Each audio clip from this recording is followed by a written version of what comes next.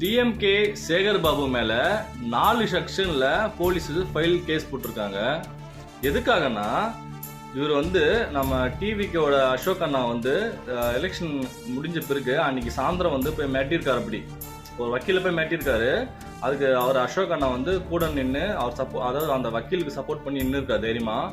இவர் போயிட்டு அவரு நீ போயிடு இல்லைன்னா உன்னை போட்டுருவேன் அப்படின்ற மாதிரி அவரை மாட்டியிருக்காரு. எப்படி அந்த இடத்துலயே ரவுடிங்கில் கூண்டு போயிட்டு அப்படியே மாட்டியிருக்காரு. எவ்வளோ தைரியம் இருக்கணும்.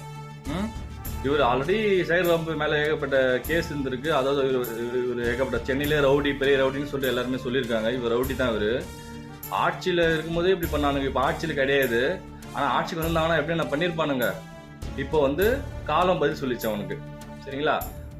அவன் மேலே கேஸ் போலீஸ் அவர் மேலே கேஸ் ஃபைல் பண்ணியிருக்காங்க.